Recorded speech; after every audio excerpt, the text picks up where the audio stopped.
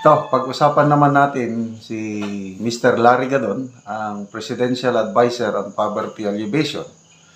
Nako, bigla siyang nagpahayag na tutol siya sa impeachment case laban kay BP Sara. Amoy naman si Larry Gadon, hindi maganda ang mangyayari sa Marcos admin kapag itinuloy ng mga kaalyado nila ang impeachment complaint kay VP Sara.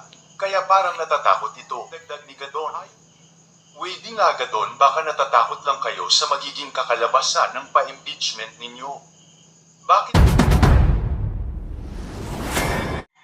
Pag-usapan naman natin si Mr. Larry Gadon, ang Presidential Advisor on Poverty Alleviation. Nako, bigla siyang nagpahayag na tutol siya sa impeachment case laban kay BP Sara. Sabi niya, huwag muna. Mag-isip. So, anong kanyang dahilan?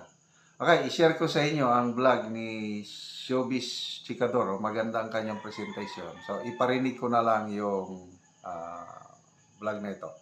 Amoy naman si Larry Gadon, hindi maganda ang mangyayari sa Marcos admin kapag itinuloy ng mga kaalyado nila ang impeachment complaint kay VP Sara. Kaya parang natatakot ito. Ayon kasi sa ulat ay, hinimok ni Presidential Advisor for Poverty Alleviation Larry Gadon ang bagong alyansang makabayan na ipagpaliban ang plano nitong magsampa ng impeachment complaint laban kay Vice President Sara Duterte dahil sa maling paggamit ng pampublikong pondo. Bagamat iginagalang ko ang pagnanais ng bagong alyansang makabayan na simulan ang mga paglilitis sa impeachment laban kay Vice Presidente Sara Duterte, sa aking hindi hinihinging mungkahi, imumungkahi ko sa kanila na dapat nilang islib ang planong ito sa ngayon dahil wala ng oras, aniya ni Gadon sa isang video na naipost sa Viber. Sinabi ni Gadon na dahil magsisimula na ang paghahain ng Certificate of Candidacy sa ika-1 ng Oktubre, maraming miyembro ng Kamara ang mas mag-aabala sa kanilang kampanya. Kaya siguro ay ipagpaliban na muna nila ito at doon sa susunod na kongreso na hindi nila pag-isipan kung ito ay talagang itutuloy nila dahil sa ngayon ay wala na talagang oras, dagdag pa niya. Malapit na rin magkaroon ng Christmas break and pagdating naman ng January, election fever, campaign session na, dagdag ni Gadon. Iminungkahi ni Gadon sa bayan na mangalap ng mas maraming ebidensya para palakasin ang kanilang reklamo. Maganda rin naman itong magiging proseso niya dahil mabibigyan ng pagkakataon si Vice President Duterte na ipaliwanag ang kanyang posisyon dyan sa mga issues na yan ng confidential funds na pinalabas na rin ng COA na marami ritong mga disallowed at marami talagang question sa bagay na yan, aniya pa. Siguro ito na ang pagkakataon para mabigyang linaw yan ni Vice President Duterte at mabigyan din siya ng due process, dagdag ni Gadon. Wady nga Gadon, baka natatakot lang kayo sa magiging kakalabasan ng pa-impeachment ninyo. Bakit hindi pa ituloy? Maganda yan para magamit ng mga kongresista at senador na kaalyado nyo na pangako sa taong bayan na kapag nanalo sila tuloy ang impeachment kay VP Sara. Samantala, ang isyong ito ay binigyan naman ng comment, reaction ng well-known influencer na si... So, yun. Ang dahilan kung bakit tutol si Mr. Larry Gadon parang wrong timing.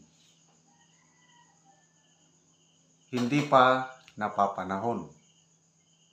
Dahil, yun na nga, mag-file na ng Certificate of Candidacy ang karamihang kongresista by October. And then may Christmas break, may January, and then campaign period na. Baka makulangan ng focus itong impeachment complaint na ito. Yun ang suggestion ni yun ang idea ni Mr. Larry Gadon. So ang kanyang suggestion is next Congress na. So yung naghahanda ngayon ng impeachment complaint, yung bagong alyansang Makabayan. Ito yung Makabayan Bloc, ito yung sina ex-Senator Trillanes, ito yung sina Akbayan Group ni na Senator Contiveros. Ito na yung binanggit ni VP Sara na may iisang handler lang. Kaya lang, meron din siyang video na pantapat. So, ano sa tingin nyo?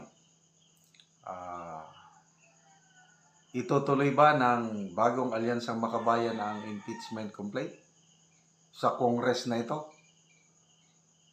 or ipagpaliban na lang sa susunod na kongreso. I-comment nyo ko, no? Kung ako ang inyong tatanungin, palagay ko itutuloy nila na isasampa ngayong ano. Kasi sabi ni ex-Senator Trillanes, nakahanda na. So mabuti para magkaalaman na kung ituloy nila, mas mabuti. Para once and for all, matuldukan na ang issue na ito. Isa man lang yan yung paggamit ng confidential funds. Yan lang ang yan ang issue. Lahat naman sila napakalit yung, di ba itong issue ng confidential funds nasa Supreme Court na So at galing ito sa Office of the President.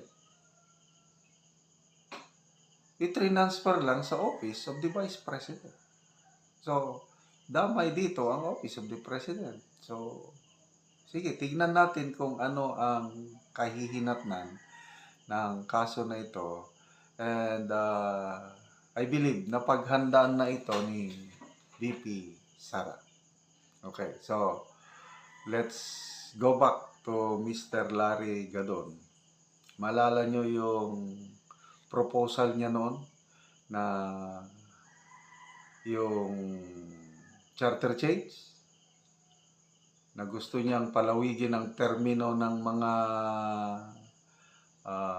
congressmen, senador, wala na. Plus, yun na, gawing parliamentary system. So, anong nangyari sa kanyang proposal? Wala na. Hindi na isang tabi. So, wala. Nagpapapansin lang. Ano pa ang mga statement niya? I-review lang natin. Itong sinusildohan ng taong bayan ng magkano ang sweldo ng Yosek. I think more than 200 pesos per month. May naramdaman na ba kayong naitulong ng presidential advisor? Kumusta ang kahirapan? Bumuti na ba ang kalagayan ng mga mahirap? Yung mga survey, dumadami ang lalo na ngayon. Grabe ang presyo. Bigas, pangako nila na bababa ang presyo ng bigas. Kaya nagkaroon ng Executive Order number 62. Pinababa ang buwis ng imported rice from 35%, naging 15% na lang, para ang computation ng mga economic advisors, bababa ng 7 pesos per kilo. June, nagsimula yung pagbaba ng taripa. Ano na ngayon? Katapusan na, June, July, October, June, July, August. 4 months na. Kumusta ang presyo ng bigas sa inyo? Bumaba na ba? Wala, mataas pa rin.